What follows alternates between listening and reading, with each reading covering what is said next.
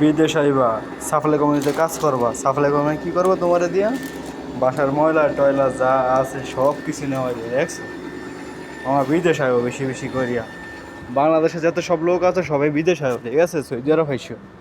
Saudi আরবে কাজের কোনো সংকটই নেই, আইলে বুঝবা কাজ যে কী মজা, ঠিক আছে? কত মাস বসে থাকা লাগে, দেখছো কী পরিষ্কার করতে হয়?